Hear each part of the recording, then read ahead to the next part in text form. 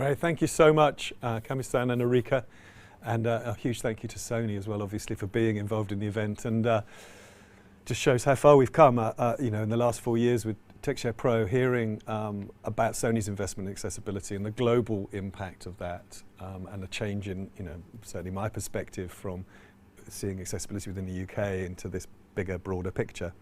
So. And also within there was a mention of last year's event. Anybody who was there will remember being blown away by Caroline Casey. I've got Caroline Casey here to have a chat with. So Caroline, I think you're waiting. Hiya. How are you doing?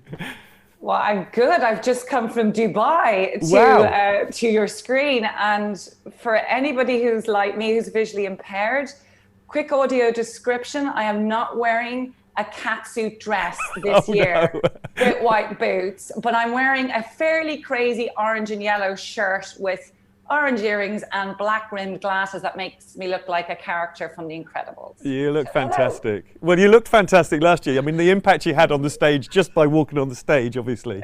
I remember, though, that you were quite nervous last year. You were talking about the fact that you were going to a tech event and you weren't feeling too techy. Have you got over that barrier now?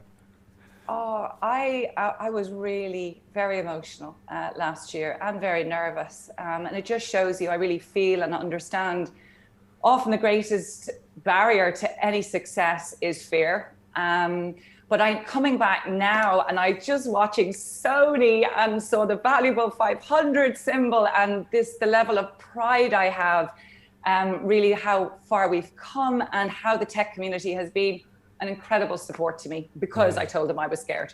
Well, honestly, it was just a fantastic session. And I mean, wouldn't it be brilliant if we could do the same thing again? Because it's obviously that empathy that you get in a room anyway, isn't it? Just having everybody together. I mean, that's obviously, I don't know, have you been traveling around? You say you're in Dubai. Have you been traveling very much? Yeah, then, right? So in the last 24 hours, I've been in Canada, Geneva, Dubai, Australia. Tomorrow I go to Australia. I go back into San Francisco today. So yeah, but without the air miles, which is fantastic. Yeah.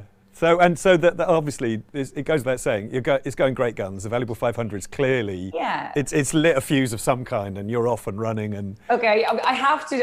Can I just tell the announcement? So I got to explain. Look, the valuable 500 was created to find the missing piece that would systemically integrate disability into our businesses, to stop it being the poor cousin of the inclusion family, to go from niche to normal.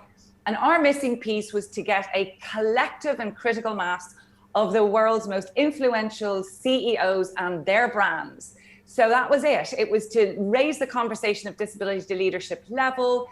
And we thought, okay, there was one stat that we were terrified about and wanted to change.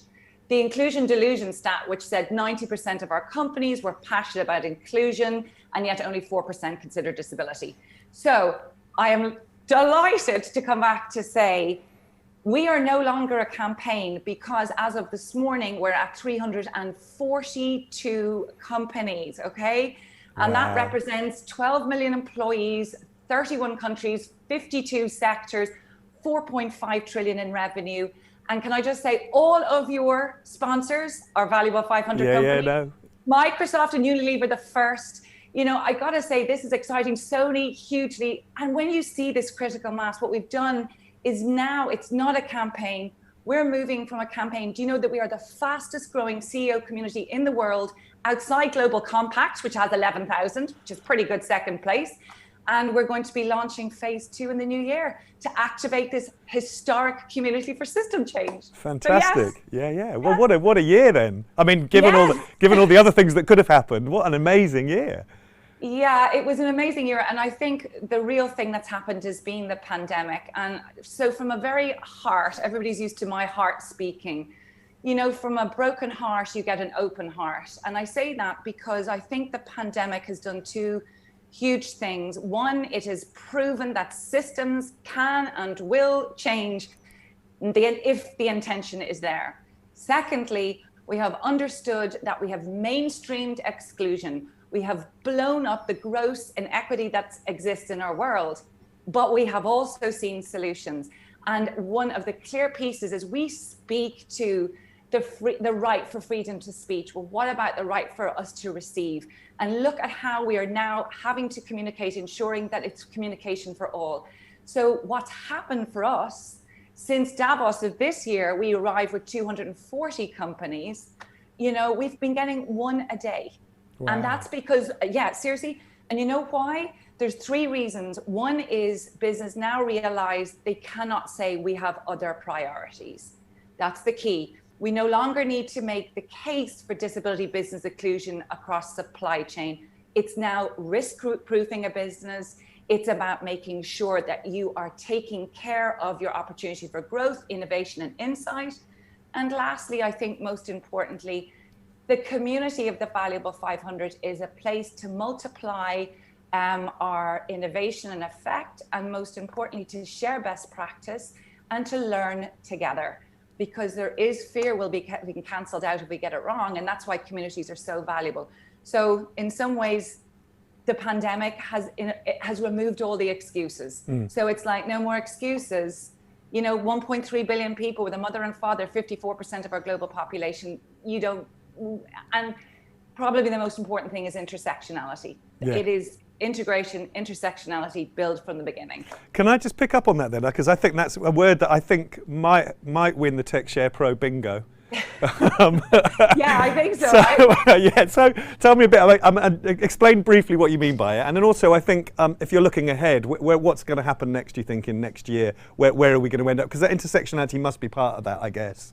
Okay, well, I'm gonna say something. I didn't expect to get a particular email that I got yesterday. I'm not going to say who because I do not believe in shaming. An organization came back to us and said, so we're very happy on our work on gender, on our work on LGBTQ, but we're going to just stay there for now, and we're going to potentially roster in disability in 2022. Now, I'm going to say, let me just tell you what intersectionality is. I'm going to replace that word with human being. So I am a woman, I have a visual impairment and a disability, and I am proud of both of those.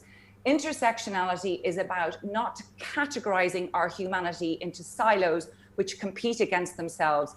We need to look at universally human corporate cultures. Where are we going in 2021? Well, I can't give you our trade secret yet for the Valuable 500. It's going to be launched, and it's huge.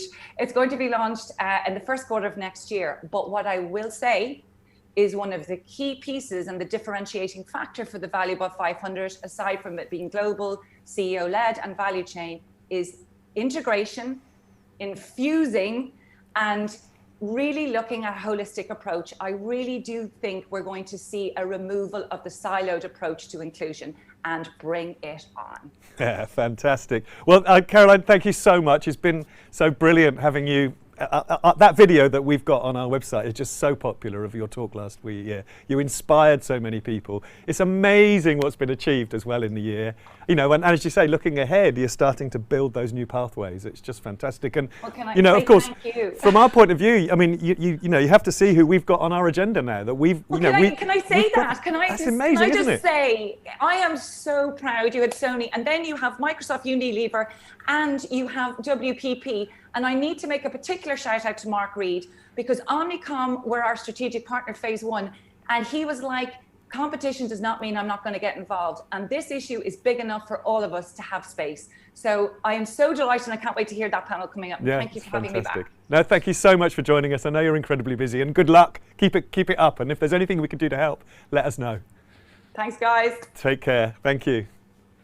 So, well, what a fantastic campaign the Valuable 500 is leading, and that point about intersectionality, I heard it several times during the rehearsals when we were talking about what the panels are going to be discussing. It really is, you know, where we're going next, I think, is embedding this into other topics and connecting joining the dots between accessibility and disability and other inclusion issues.